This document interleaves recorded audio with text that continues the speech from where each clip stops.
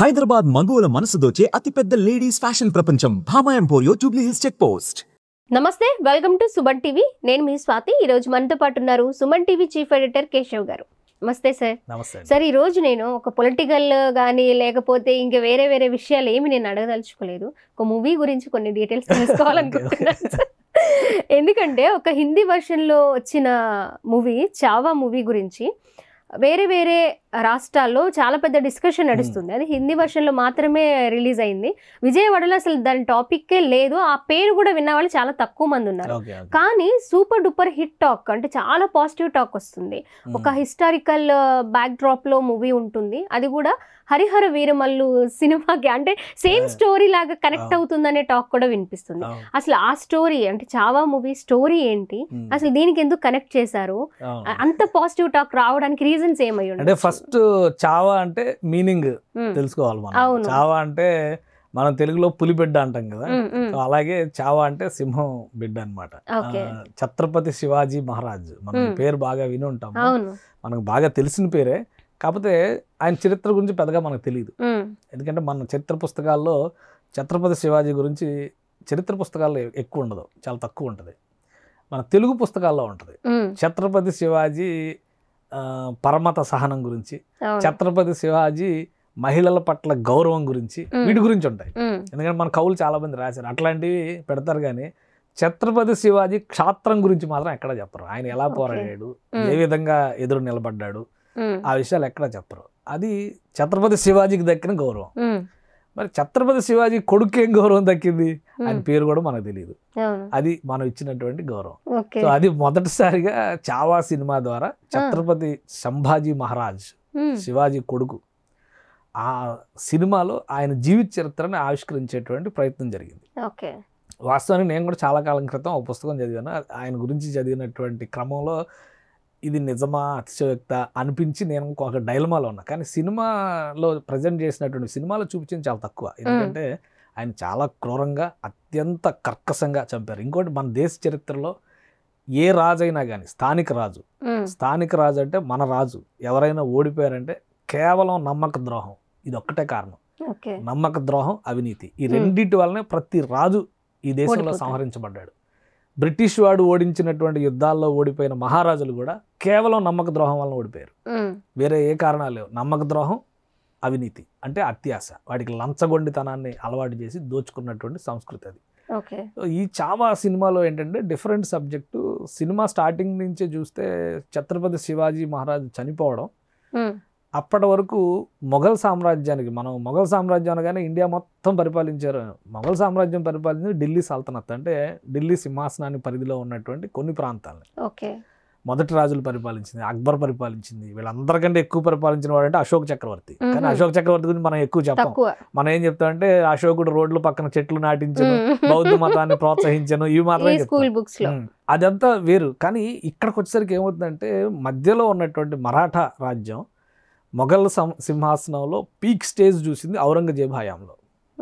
Aurangzeb Akbar the great అని చెప్పినా కానీ, అక్బర్ ఎందుకు గ్రేట్ అని మనం చెప్తామంటే, చరిత్ర రాసిన ప్రతి ఒక్కడు కూడా ఖచ్చితంగా విజేత. ఎందుకంటే శ్రీశ్రీ గారు చెప్పినట్టుగా నరహంతలు దరాధిపతులే చరిత్రమును ప్రసిద్ధికి ఎక్కిరి అని ప్రతి ఒక్కడు హంతకుడి కిందే చూడాలి ఒక కోణంలో చూస్తే.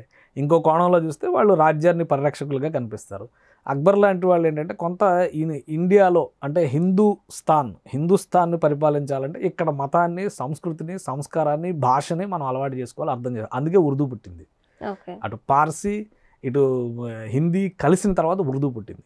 అంటే ఒక భాషల సంగమం తయారైంది, మతాల సంగమం, సంస్కృతుల సంగమం తయారైంది. కానీ ఔరంగజేబు మొఘల్ చక్రవర్తులందరిలో మోస్ట్ నొటోరియస్ క్రిమినల్.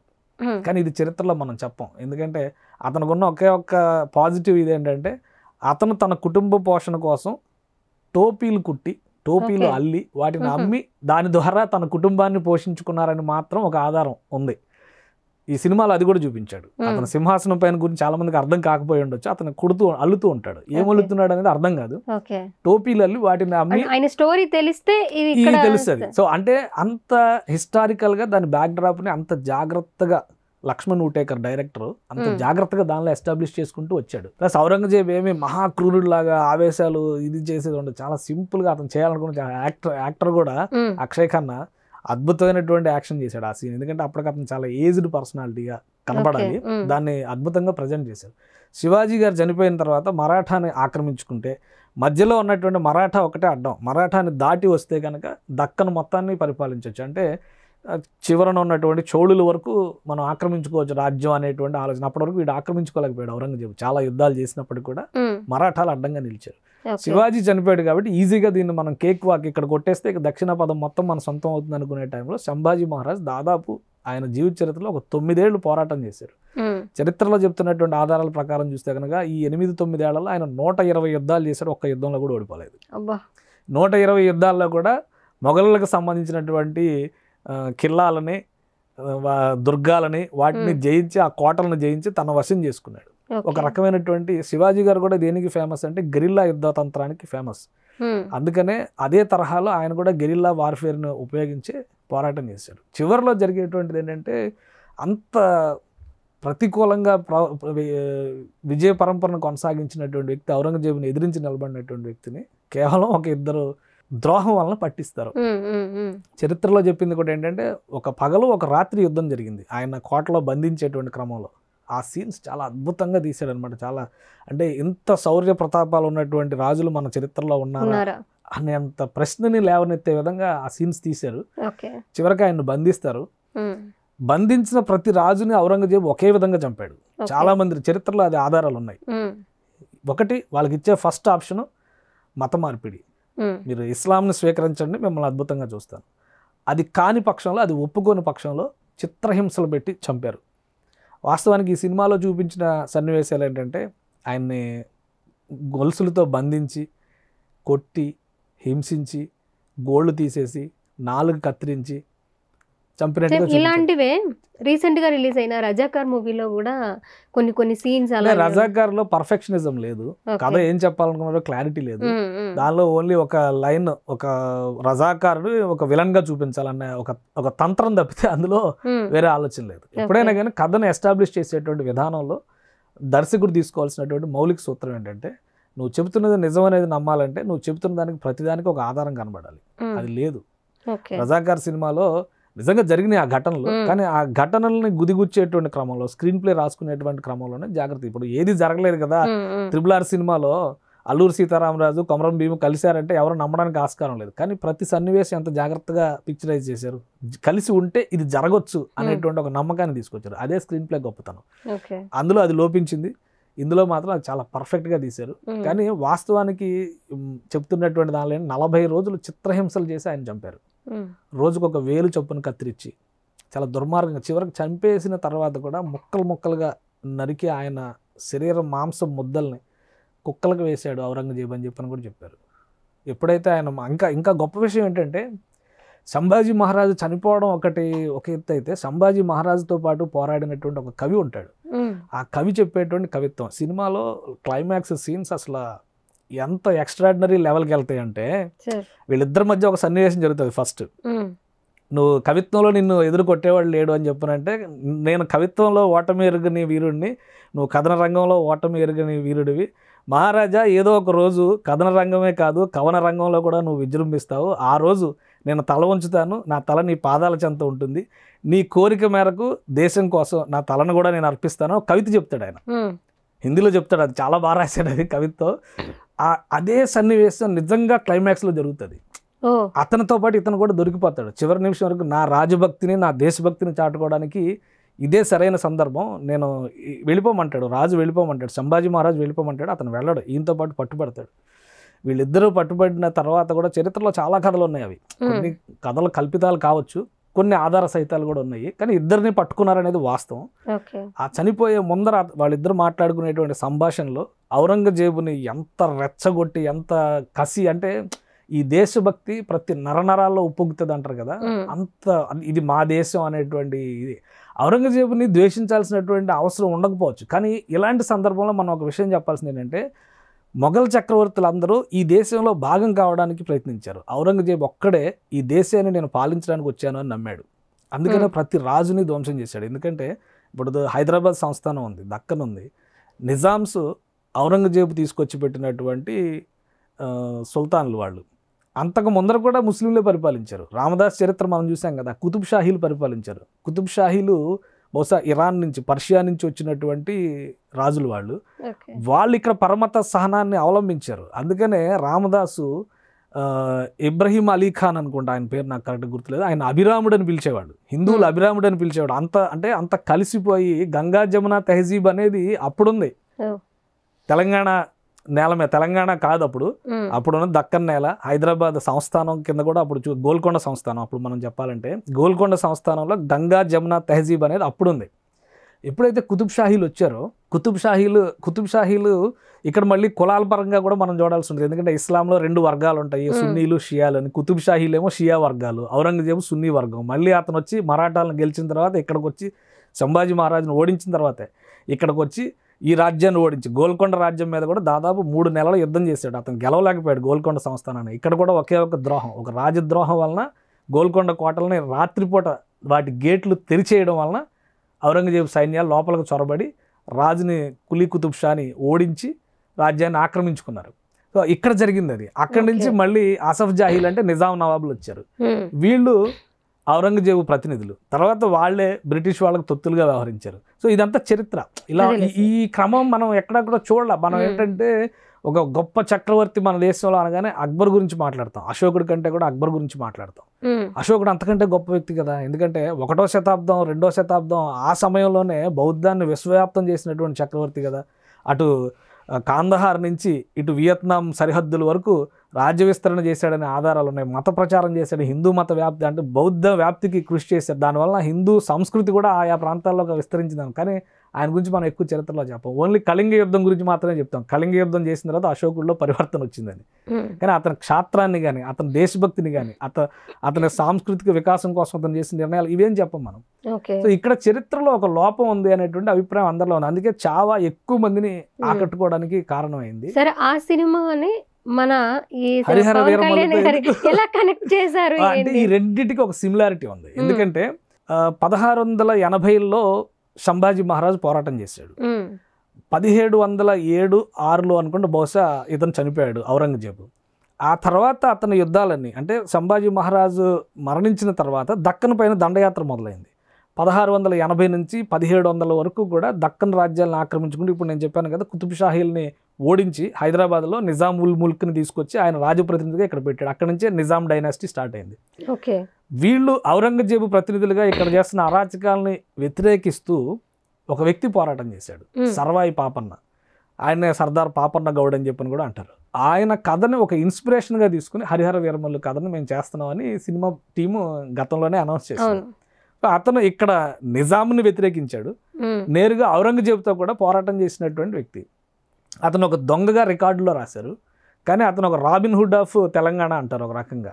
ఇక్కడ పేద ప్రజలపైన చేసినటువంటి దాష్టికాలను ఎదుర్కొనేటువంటి క్రమంలో పన్నులు వసూలు చేసి డబ్బు తరలించేటువంటి ఆ బృందాలపైన దాడులు చేసి దాన్ని మళ్ళీ పేదలకు పంచారనేది చరిత్ర చెప్తున్నటువంటి. అందుకనే ఈ సినిమా మీద ఎక్స్పెక్టేషన్స్ పెరిగినాయి. పైగా పవన్ కళ్యాణ్ ఈ మధ్య కాలంలో సనాతని ధర్మం గురించి ప్రచారం చేస్తూ దేశవ్యాప్తంగా పాపులర్ అయ్యారు. సో ఈయన ఏం చెప్పబోతున్నాడు, అందులో యుద్ధం కూడా ధర్మం కోసం యుద్ధం అని చెప్పని ట్యాగ్ లైన్ పెట్టారు ఆ సినిమాకి. టీజర్ రిలీజ్ అయింది, ఫస్ట్ సాంగ్ రిలీజ్ అయింది, మొన్న సెకండ్ సాంగ్ అయితే రికార్డ్స్లోకి వెళ్ళిపోయింది. 1 డేలో మిలియన్స్ దాటేసింది అది. సో ఇట్లాంటివన్నీ ఉండేసరికి పైగా ఇది first pan India movie. Pawan కళ్యాణ్కి సంబంధించి 5 లాంగ్వేజ్లో ఈ సినిమాని ప్లాన్ చేశారు. చావాకున్న డిఫెక్ట్ అదే. చావా సినిమా కనుక ఇప్పుడు ఉన్నటువంటి ట్రెండ్ని అర్థం చేసుకొని ఒక 3-4 భాషల్లో చేసి ఉంటే, కనీసం 3 భాషల్లో, హిందీ తర్వాత తెలుగు, తమిళ్ యాక్సెప్ట్ చేయకపోవచ్చు, కానీ శివాజీకి తమిళకి కూడా చాలా సంబంధాలు ఉన్నాయి కాబట్టి యాక్సెప్ట్ చేసేటువంటి అవకాశం ఉంది. శివాజీ మహారాజు మన శ్రీశైలం అమ్మవారి దగ్గరే కదా, విగ్రహం దగ్గర ఆమె దగ్గర కొలిసినప్పుడే కదా ఆయనకి ఒక కత్తిని బహుకరించారని ఒక చరిత్ర చెప్తున్నటువంటి కథ ఒకటి ఉంది. సో ఇట్లాంటి కనెక్షన్స్ ఉన్నాయి కాబట్టి వాళ్ళు తెలుగులో కూడా చేసి ఉంటే ఇంకా ఎక్కువ వచ్చి ఉండేది. 300 కోట్లు వచ్చినాయి మొదటి 2-3 వారాల్లోనే. కాబట్టి అది ఖచ్చితంగా పెద్ద హిట్ అయి ఉండేటువంటి సినిమా. ఇప్పుడు డబ్బింగ్ వెర్షన్ ఏదో తయారు చేస్తున్నారు త్వరలో తెలుగులో. ఎందుకంటే చాలా మందికి లాంగ్వేజ్ అంతా కూడా హిందీ మరాఠీ కొంత మిక్స్గా ఉండి, అటువైపు ఏమో ఉర్దూ మిక్స్ అయి ఉండేటువంటిది. ఎందుకంటే ముస్లిం కల్చరు, ఔరంగజేబు, మొఘల్ ఆ లాంగ్వేజ్ని అర్థం చేసుకోవాలంటే అది ఉర్దూ కల్చర్. సో అక్కడ ఒక 3 రకాల భాషల మిళితమైనటువంటి సినిమాలా కనిపిస్తుంది అది. అందుకనే చాలా మందికి అర్థం కాక ఆసక్తి లేక చూసేటువంటి పరిస్థితి. కానీ మౌత్ టాక్, సోషల్ మీడియాలో వచ్చినటువంటి పాజిటివ్ రెస్పాన్స్ వలన చాలా మంది అసలు ఈ సినిమాలో ఏముంది చూడాలనేటువంటి ఇదిలో త్వరలో తెలుగులో వస్తే కనుక అది ఇంకా అటెన్షన్ క్రియేట్ చేస్తుంది. రాకపోయినా ఈ Harihara Veeramallu different story. So ఆ సినిమాతో కనెక్ట్ చేసుకుని ఫస్ట్ సాంగ్ మంచి టాక్ వచ్చింది, సెకండ్ సాంగ్ హిట్ అయింది. ఆల్రెడీ టీజర్ వచ్చినప్పుడు కూడా చాలా మంది అద్భుతంగా ఉంది అని చెప్పిన ఎక్స్పెక్టేషన్స్ పెరిగినాయి. సో ఈ సినిమా కూడా ఆ స్థాయిలో ఉంటది. అంటే మన సన్స్ ఆఫ్ ద సాయిల్, ఈ భూమి పుత్రులు వాళ్ళ అణిచివేత పైన చేసినటువంటి ప్రతీకార దాడులు ఎలా ఉన్నాయి అనే దానికే ఈ సినిమాలు సజీవ సాక్ష్యాలు అనమాట. మనం ఎలాగో చరిత్ర పుస్తకాలు చెప్పట్లేదు కదా, కాబట్టి సినిమాలు చూస్తే అన్నా కొంత కనెక్ట్ వస్తుంది. అంటే సినిమా మొత్తం కరెక్ట్ అదే అని చెప్పని మనం చెప్పాల్సిన అవసరం లేదు. బట్ సినిమా చూసినాక వీళ్ళు ఎవరు, ఎందుకు చనిపోయారు, ఈ దేశాన్ని ఎందుకు ఇంతలా ప్రేమించారు, ఒక్కసారి ఒక 5 నిమిషాలు ఇంటర్నెట్లో బ్రౌజ్ చేస్తే చాలు, చాలా డేటా వస్తుంది. ఇదివరకు లేని వెసులుబాటు. ఇదివరకు ఏంటంటే వాళ్ళ గురించి తెలుసుకోవాలంటే ఈ లైబ్రరీకి వెళ్ళి పుస్తకాలు వెతుక్కోవాల్సి వస్తుంది, లేదా తెలిసిన వ్యక్తుల దగ్గర నుంచి మనం తెలుసుకోవాల్సి వచ్చేది. ఇప్పుడు మీ చేతిలోనే మొబైల్ ఫోన్ ఉంటుంది కదా, 2 నిమిషాలు సర్వాయి పాపన్న ఎవరు అని చెప్పని సెర్చ్ చేస్తే డేటా వస్తుంది. సంభాజీ మహారాజ్ ఎలా చనిపోయాడంటే చరిత్ర ఆధారాలతో సహా డేటా వస్తుంది. కాబట్టి అవి చూస్తానికన్నా కనీసం ఆ ఇన్స్పిరేషన్ కన్నా ఈ సినిమాలు చూడాలి. పిల్లలకి, నెక్స్ట్ జనరేషన్ పిల్లలకి తెలియాల్సినటువంటి కథలు ఇవి. సో వాళ్ళ వర్షన్ కొంతమంది అనొచ్చు ఇది 2 మతాల మధ్య చిచ్చు, వాస్తవం ఎప్పుడు కూడా అలానే ఉంటుంది, కఠినంగా ఉంటుంది. వాస్తవంలో ఏది వాస్తవం అని తెలుసుకోవాలి. ఔరంగజేబు ఆయన తండ్రిని జైల్లో పడేది. షాజహాన్ చాలా గొప్ప చక్రవర్తి, తాజ్మహల్ కట్టించాడని మన చరిత్రలో చదువుతాం. ఆయన చివరి జీవితకాలంలో 8 ఏళ్ళు జైల్లో పడేస్తారన్న విషయం తెలియాలి కదా జనాలకి. ఔరంగజేబు ఆయన కాదు, వాళ్ళ అన్న దారా షికా అనేటువంటి వ్యక్తిని షాజహాన్ రాజు నా తర్వాత వీడు చక్రవర్తి అని చెప్పి అనౌన్స్ చేసినటువంటి వ్యక్తిని తల నరికి ఆయన సోదరులందరినీ చంపి సింహాసనం ఎక్కాడన్న విషయం అది అబద్ధం కాదుగా, చరిత్రలో ఉన్నటువంటిదే కదా. ఇవన్నీ తెలియాలి కదా జనాలకి. అంటే సొంత వాళ్ళని చంపి బ్లడ్ బాత్ అనమాట సింహాసనం ఎక్కినటువంటి చక్రవర్తి మొఘలుల్లో ఇతనే. సో మిగతా వాళ్ళే కూడా కొన్ని కథలు ఉన్నాయి. బట్ ఏంటంటే ఇతను చాలా నొటోరియస్గా, అందుకని అంత స్ట్రాంగ్ పదాలు వాడాల్సి వచ్చింది. అట్ ద సేమ్ టైం అప్పటి వరకు మొఘల్ చక్రవర్తులు అక్బర్ ఉన్నాడు, ఈ ఇలాహి అనేటువంటి ఒక మతాన్ని స్థాపించి అన్ని మతాలు ఒకటే అని ఇస్లాం హిందూ ఐక్యత కోసం ప్రయత్నం చేశాడు. కానీ ఇతను అందరికంటే ఇస్లాం చాలా గొప్పదని చెప్పాడు.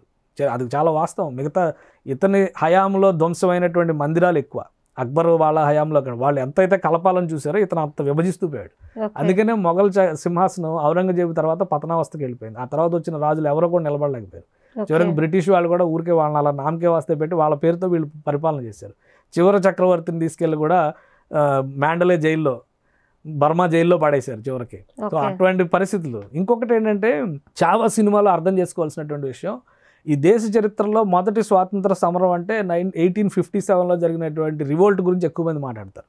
కానీ వాస్తవానికి శివాజీ మహారాజ్ లాంటి వాళ్ళు దానికంటే 100 ఏళ్ళు 150 ఏళ్ల ముందర పోరాటాలు చేశారు వాళ్ళు. అసలు ఈ దేశాన్ని ఎవరి పణం కానివ్వమని అడ్డం నిలబడినటువంటి వ్యక్తులు. కాబట్టి వాళ్ళ గురించి తెలుసుకోవాలి.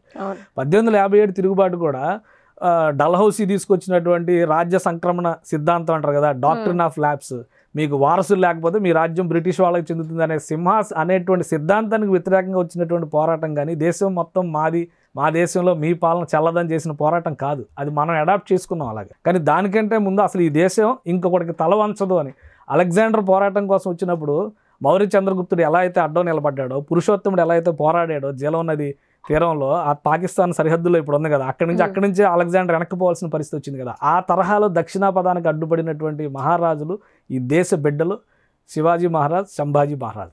అందుకని చావా ప్రతి ఒక్కరి గుండెని అదిమి పట్టుకుంది. సార్ ఇప్పటి వరకు తెలియదు చాలా మందికి, మన విజయవాడలో తెలియదు అని చెప్పాను సార్ నేను. మీరు చెప్పిన ఈ అనాలిసిస్ చూసిన తర్వాత ఖచ్చితంగా అర్థమైనా అర్థం కాకపోయినా అంటే ఒకటి ఇక్కడ దక్షిణ ప్రాంతంలో, దక్షిణ భారతదేశంలో ముఖ్యంగా ఇప్పుడు ఆంధ్ర నుంచి దిగువ ప్రాంతాలు, ఆంధ్రాలో కూడా సీడెడ్ ఉందంటే రాయలసీమ ఉంది. రాయలసీమ కూడా నిజాం నవాబులు ఏలుబడిలో ఉన్నటువంటి సందర్భంలో ఇస్లాం ప్రాబల్యం ఎక్కువగా ఉండేది. ప్లస్ మన సంస్కృతిని అణగదొక్కేటువంటి పరిస్థితి ఉండేది. ఎప్పుడైతే ఇలాంటి వాళ్ళందరూ పోరాటాలు చేయడం వలన అక్కడతో వాళ్ళకి అడ్డుకట్ట వేయగలిగారో దక్షిణాది రాష్ట్రాల మీద ఆ ఎఫెక్ట్ చాలా తక్కువ ఉంటుంది. కేరళలో ఎందుకు ఉంటుంది అంటే ఫస్ట్ వచ్చినటువంటి అరేబియన్ వర్తకులందరూ కేరళ నుంచే వ్యాపారం చేశారు, మలబార్ తీరం నుంచి. అలానే యూరోపియన్ వర్తకులందరూ కూడా మొదట వచ్చింది కాలికట్. సో అక్కడి నుంచి అందుకని అక్కడ క్రిస్టియానిటీ ఉంటుంది. కానీ మీరు ఎక్కువ గమనిస్తే ఇటు ఈ కొసన తూర్పు తీరంలో ఉన్నటువంటి ఆంధ్ర ప్రాంతంలో కానీ తమిళనాడు ప్రాంతంలో కానీ చాలా తక్కువగా ఉంటుంది. ఆ సాంస్కృతికంగా వాళ్ళు అడ్డుగోడలుగా నిలిచారు కాబట్టి ఆ ప్రభావం మనకు తక్కువగా ఉంది. వాళ్ళ గురించి వాళ్ళ ప్రాబల్యం మనం తెలుసుకోవాల్సిన అవసరం రాకపోయి ఉండొచ్చు. కానీ చరిత్ర నిజం చెప్తుంది కదా, చరిత్రలో మనం అందరం ఒకటి భారతీయులు అనేటువంటి ఐక్యత ఇలాంటి వీరుల్ని చూసినప్పుడే వస్తుంది. ఆయన మరాఠా యోధుడని చెప్పొచ్చు కానీ ఈ దేశం కోసం పోరాడినటువంటి యోధుడు. అలానే అల్లూరి సీతారామరాజు గురించి ఈరోజు దేశం మొత్తం తెలుసుకునేటువంటి పరిస్థితి ఎందుకు వచ్చింది? ఆయన ఇక్కడ మాత్రమే వీరుడా కాదు కదా, తెల్లవాడిని ఎదిరించిన వీరుడి కింద ఆయన గుర్తించారు. కాబట్టి ప్రతి ప్రాంతానికి ఒక ప్రత్యేక ఉంటుంది, ప్రతి ప్రాంతానికి ఒక సమరయోధుడు ఉంటారు. వాళ్ళని గుర్తించాలి. వాళ్ళని గుర్తించి భవిష్యత్ తరాలకు కనుక చెబితే ఈ భూమి గొప్పతనం, ఈ సంస్కృతి గొప్పతనం, మన వారసత్వ గొప్పతనం తెలుస్తుంది. అది తెలుసుకునే ప్రయత్నంలో భాగమే ఈ Chhaava movie. Okay sir, thank you so much. Suman టీవీలో మీ పర్సనల్ అండ్ బిజినెస్ ప్రమోషన్స్ కోసం కింది నెంబర్కి కాంటాక్ట్ చేయండి.